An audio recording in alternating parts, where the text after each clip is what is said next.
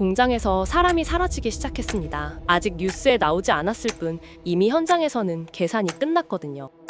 로봇 한 대가 사람 몇 명을 대체할 수 있는지, 몇 년이면 투자금을 회수할 수 있는지 그 숫자가 나왔습니다. 그리고 그 계산 결과를 가장 먼저 확인한 사람들은 조용히 주식을 샀습니다. 현대차 주가가 움직이기 시작한 이유가 바로 여기에 있습니다.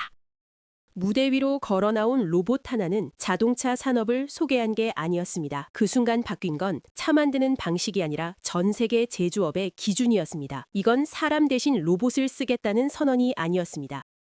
사람을 더 이상 비용 계산의 기준으로 삼지 않겠다는 신호. 시장은 그걸 아주 빠르게 알아봤습니다. 이 순간에서 하나가 분명해졌습니다. 현대차는 단순한 자동차 회사가 아니었습니다. 이미 훨씬 더 큰 판을 오래전부터 준비하고 있던 회사였습니다. 그리고 이제 그 판이 수면 위로 올라오기 시작했습니다. 지금부터는 자동차 이야기가 아니라 현대차가 어디까지 가려는지에 대한 이야기를 본격적으로 이어가 보겠습니다. CES는 원래 구경하는 행사였습니다. 해마다 더 얇은 TV가 나오고 더 빠른 차가 등장하면 사람들은 감탄하며 사진만 찍고 돌아가죠. 기술은 신기했지만 위협적이진 않았습니다. 그런데 올해는 달랐습니다. 환호하는 관람객보다 말이 없어진 사람들이 더 눈에 띄었거든요. 경쟁사 임원들이었습니다. 웃지도 사진도 찍지 않고 무대를 똑바로 바라보고 있었죠.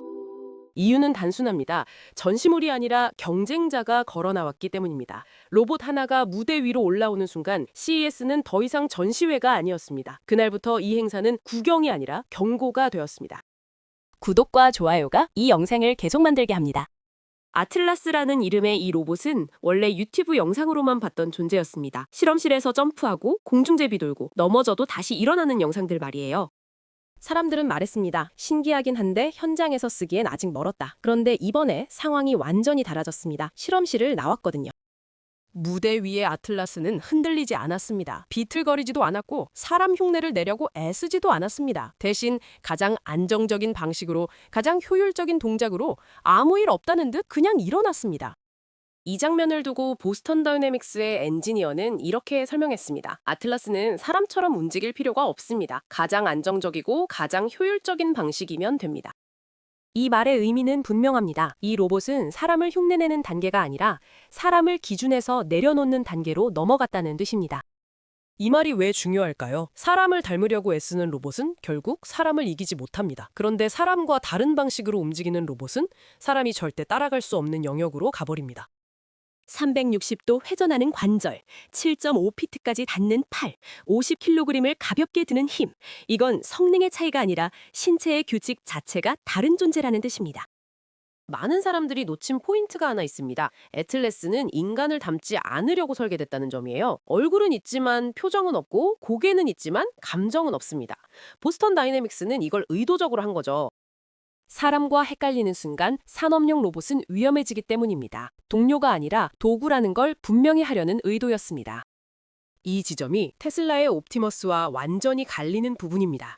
겉으로 보면 둘 다 로봇이고 둘 다 인간형 로봇처럼 보입니다. 하지만 이 두 로봇이 향하고 있는 시장과 시간표는 전혀 다릅니다.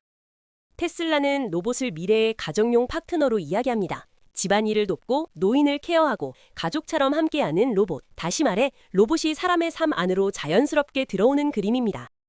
일론 머스크가 옵티머스를 소개할 때마다 그리는 장면도 늘 비슷합니다. 언젠가 올 미래의 가정, 그리고 그 안에서 사람과 공존하는 로봇의 모습입니다. 기술적으로 흥미롭고 상상력도 자극하지만 한 가지 전제가 붙습니다. 그 미래가 언제 열릴지는 아직 아무도 모른다는 점입니다. 그런데 현대차의 방향은 완전히 다릅니다. 가정이 아니라 공장, 감성이 아니라 생산성, 보여주기 위한 쇼가 아니라 즉시 투입 가능한 실전 배치입니다. 로봇이 사람을 위로하거나 대화를 나누는 존재가 아니라 사람 대신 위험하고 반복적인 작업을 묵묵히 처리하는 도구라는 전제에서 출발합니다. 그리고 이 전략은 훨씬 빠른 수익으로 이어질 가능성이 큽니다. 이유는 단순합니다. 공장은 지금 당장 로봇이 필요하기 때문입니다. 인건비는 계속 오르고 숙련 인력은 줄어들고 안전 문제는 더 엄격해지고 있습니다. 이런 환경에서 로봇은 있으면 좋은 기술이 아니라 없으면 버티기 힘든 설비가 되고 있습니다. 가정용 로봇 시장은 아직 본격적으로 열리지 않았습니다. 규제도 많고 가격도 비싸고 소비자 수용성도 검증되지 않았습니다. 반대로 산업용 로봇 시장은 이미 수십조 원 규모로 돌아가고 있는 시장입니다. 계산이 끝난 수요가 있고 예산이 잡혀 있고 도입만 되면 바로 효과가 나는 영역이죠. 현대차는 바로 이 시장에 가장 먼저 깊숙이 들어가겠다는 선택을 한 겁니다. 언젠가를 기다리기보다 지금 돈이 도는 곳에서 판을 먼저 깔겠다는 전략입니다. 더 충격적인 건 그 다음 이야기입니다. CES 무대에서 보스턴 다이나믹스가 조용히 밝힌 내용이 하나 있었는데 이게 핵심이었습니다. 아틀라스는 이미 테스트를 끝낸 로봇이라는 점입니다. 그것도 실험실이 아니라 실제 공장에서 말이죠. 장소는 현대차 메타플랜트 미국 공장입니다. 조지아주에 있는 현대차의 최신 전기차 생산 시설이죠. 이곳에서 아틀라스는 보여주기용 동작을 한 게 아닙니다. 실제로 물건을 나르고 자재를 옮기고 동일한 작업을 수백 번, 수천 번 반복했습니다. 사람이 가장 빨리 지치고 가장 많이 실수하는 바로 그 구간에서 말입니다. 여기서 중요한 건 이 장면이 쇼가 아니었다는 점입니다. 로봇을 전시한 게 아니라 로봇으로 데이터를 모은 겁니다. 다시 말해 잘 움직인다를 보여준 게 아니라 어떻게 움직여야 하는지를 학습시킨 과정이었습니다. 이 차이는 생각보다 큽니다. 전시는 끝나면 끝이지만 데이터는 쌓일수록 격차를 벌리기 때문입니다.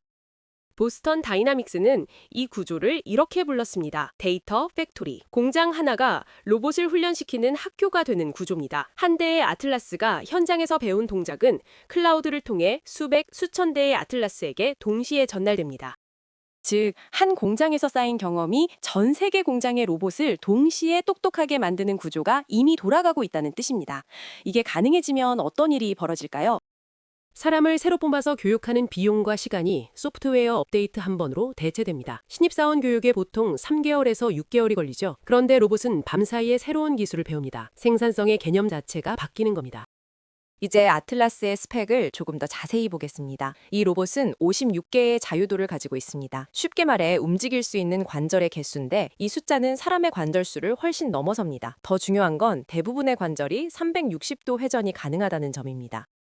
사람이라면 한 번에 다치거나 애초에 시도조차 못할 각도에서도 아틀라스는 아무 문제 없이 작업을 이어갑니다. 즉, 사람의 몸이 가진 한계 자체가 이 로봇에게는 존재하지 않습니다. 머리에 달린 360도 카메라는 모든 방향을 동시에 봅니다. 뒤를 돌아보지 않아도 되고 고개를 돌릴 필요도 없습니다. 사람이 가까이 다가오면 즉시 인식하고 속도를 줄이거나 멈춥니다.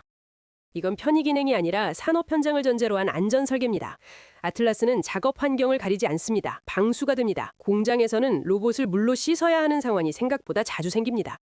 기름때, 금속 분진, 각종 오염물질을 제거하려면 고압 세척이 필수인데 아틀라스는 이 과정을 그대로 견딥니다. 온도 범위는 영하 20도에서 영상 40도까지, 냉동 창고에서도 뜨거운 주조 공장에서도 같은 성능으로 움직입니다. 그리고 마지막이 가장 현실적인 부분입니다. 배터리는 듀얼 수압 방식입니다. 한 번 충전으로 약 4시간을 일하고 배터리가 떨어지면 스스로 충전소로 이동해 배터리를 교체합니다. 그리고 곧바로 다시 작업에 들어갑니다. 쉬는 시간이 없습니다. 점심시간도 없고 야근 수당도 없고 피로도 없습니다. 감정도 없고 불평도 없고 노조도 없습니다. 이 지점에서 아틀라스는 더 이상 로봇이 아니라 새로운 노동 기준이 됩니다. 여기서부터는 불편한 이야기를 해야 할 것 같습니다. 일자리 문제입니다. 로봇 한 대가 사람 몇 명을 대체할 수 있느냐는 질문. 이건 더 이상 미래의 걱정이 아닙니다. 이미 계산이 끝났습니다. 공장 관리자들은 토론을 하지 않습니다. 이미 엑셀을 열어놓고 숫자를 비교하고 있습니다. 로봇 한 대 가격, 유지보수 비용, 전기료까지 전부 더해서 연간 비용을 먼저 계산합니다. 그리고 그 숫자를 사람 인건비와 나란히 놓습니다. 한국 제조업의 평균 인건비는 연간 4천만 원에서 5천만 원 수준입니다. 여기에 4대 보험, 퇴직금, 각종 복리후생비를 더하면 실제 비용은 6천만 원에서 7천만 원까지 올라갑니다. 그런데 로봇은 쉬지 않습니다. 24시간 일할 수 있습니다. 공장이 3교대로 돌아간다고 가정하면 로봇 한 대는 사람 3명의 자리를 동시에 대체합니다. 계산은 단순합니다. 사람 3명이면 연간 2억 원 가까운 비용이 듭니다. 이 숫자가 지금 현장에서 실제로 비교되고 있는 기준입니다. 이건 선택의 문제가 아니라 비용 구조의 문제입니다. 물론 로봇 가격도 사지 않습니다. 아직 정확한 가격은 공개되지 않았지만 초기에는 수억 원대가 될 거라는 예상이 많아요. 하지만 3년에서 5년이면 투자금을 회수할 수 있다면 기업 입장에서는 충분히 매력적인 거래죠. 게다가 로봇 가격은 계속 떨어지고 있고 인건비는 계속 오르고 있습니다. 이 교차점이 점점 가까워지고 있어요. 글로벌 제조업 인건비는 지난 10년간 꾸준히 상승했습니다. 중국도, 베트남도, 인도도 마찬가지예요. 예전에는 저렴한 인건비를 찾아서 공장을 옮기면 됐지만 이제는 어디를 가도 비용이 오르고 있거든요. 거기에 고령화 문제가 겹칩니다. 젊은 노동력이 줄어들고 있어요. 일손 구하기가 점점 어려워지고 있죠. 이런 상황에서 로봇은 해결책처럼 보입니다. 피곤하지도 않고 불평하지도 않고 월급 인상을 요구하지도 않으니까요. 기업 입장에서는 당연히 끌리는 선택입니다. 문제는 그 선택 뒤에 있는 사람들이에요. 공장에서 일하던 수십만 명, 수백만 명의 노동자들은 어디로 가야 할까요? 현대차는 이미 답을 정했습니다. 로봇을 사서 쓰는 데서 멈추지 않겠다고 했어요. 직접 만들겠다고 했죠. 연간 3만 대 규모의 로봇 공장을 짓겠다는 계획까지 발표했습니다. 이 말이 무엇을 의미하는지 아시겠어요? 현대차는 더 이상 완성차 회사가 아닙니다. 로봇을 대량 생산하는 제조 플랫폼이 되겠다는 선언이에요. 자동차는 그중 하나의 응용 분야일 뿐이라는 뜻이죠. 이 흐름이 현실이 되면 산업 구조는 크게 흔들릴 수밖에 없습니다. 인건비가 경쟁력이었던 국가, 노동력에 의존하던 공장, 숙련공 중심의 생산 방식이 전부 재정이 됩니다. 특히 제조업 강국으로 불리던 나라들은 선택의 기로에 서게 돼요. 로봇을 만드는 나라가 될 것인가, 로봇을 사다 쓰는 나라가 될 것인가. 이 차이는 시간이 갈수록 더 벌어지게 됩니다. 한국은 어디에 속하게 될까요? 현대차가 로봇을 만들겠다고 했으니 만드는 쪽이라고 생각하실 수도 있어요. 하지만 그게 그렇게 간단하지 않습니다. 로봇 공장이 들어서는 곳은 미국입니다. 한국이 아니에요. 현대차 메타 플랜트도 미국에 있고 로봇 공장도 미국에 짓습니다. 한국에는 뭐가 남을까요? 이건 현대차만의 문제가 아닙니다. 삼성도, SK도, LG도 비슷한 고민을 하고 있을 거예요. 미국 정부의 압박, 공급망 재편, 그리고 무엇보다 거대한 시장, 이 모든 게 기업들을 미국으로 끌어당기고 있거든요. 한국에서 만들어서 수출하는 시대는 끝나가고 있습니다. 소비하는 곳에서 생산하는 시대가 오고 있어요. 그렇다면 한국의 공장 노동자들은 어떻게 될까요? 지금 당장은 아니더라도 5년 뒤, 10년 뒤에는 어떻게 될까요? 이 질문에 대한 답을 누구도 명확히 내놓지 못하고 있습니다. 정부도, 기업도, 노동계도요. 그냥 기술 발전이라며 넘어가기엔 너무 많은 사람들의 삶이 걸려있는 문제예요. 다시 아틀라스 이야기로 돌아가 보겠습니다. 이 로봇의 가장 무서운 점은 학습 속도예요. 보스턴 다이내믹스에 따르면 대부분의 작업을 하루 안에 학습할 수 있다고 합니다. 사람이 한 달 걸려 배울 일을 로봇은 하루 만에 익히는 거죠. 그리고 한 번 배운 건 절대 잊지 않습니다. 실수도 안 하고요.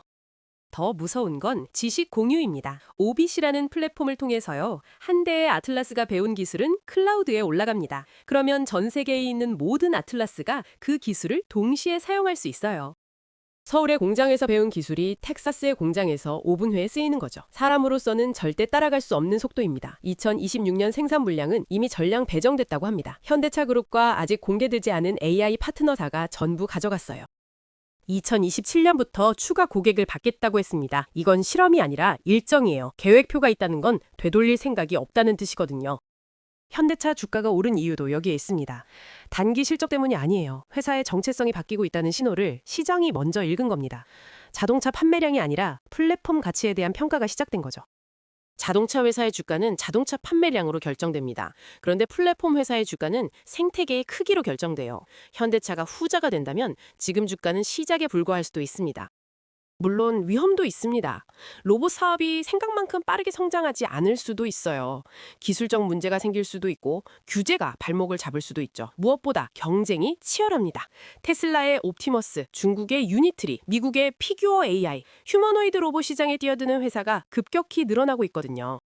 하지만 현대차에는 결정적인 무기가 있습니다. 직접 사용처를 가지고 있다는 점이에요. 다른 로봇 회사들은 로봇을 만들어서 팔아야 합니다. 고객을 찾아야 하죠. 그런데 현대차는 자기 공장에서 바로 쓸 수 있어요. 전 세계에 있는 현대차 공장, 기아 공장, 제네시스 공장, 이 모든 곳이 잠재적 시장입니다. 테슬라도 비슷한 전략을 가지고 있죠. 옵티머스를 자기 공장에서 먼저 테스트한다고 했거든요. 하지만 테슬라는 아직 휴머노이드 로봇 분야에서 실적이 없습니다. 보스턴 다이나믹스는 30년 넘게 로봇만 연구해온 회사예요. 이 경험 차이가 생각보다 큽니다. 로봇은 넘어지지 않는 게 전부가 아니거든요. 안전하게, 예측 가능하게, 사람과 함께 일하는 게 진짜 어려운 부분입니다. 이 이슈는 결국 기술 뉴스가 아닙니다. 노동, 산업, 투자, 그리고 국가 경쟁력에 대한 이야기예요. 로봇이 공장에 깔리는 속도는 우리가 예상하는 것보다 빠를 수 있습니다. 그 시작점에 이미 현대차는 이름을 올려놓았어요. 앞으로 어떤 일이 벌어질지 정확히 예측하기는 어렵습니다. 하지만 한 가지는 확실해요. 변화가 오고 있다는 거죠. 그리고 그 변화의 속도는 점점 빨라지고 있습니다. 질문은 하나입니다. 이 변화가 완전히 현실이 되었을 때 우리는 준비되어 있을까요? 일자리를 잃는 쪽이 될지, 새로운 기회를 잡는 쪽이 될지, 그 답은 지금 무엇을 하느냐에 달려 있습니다.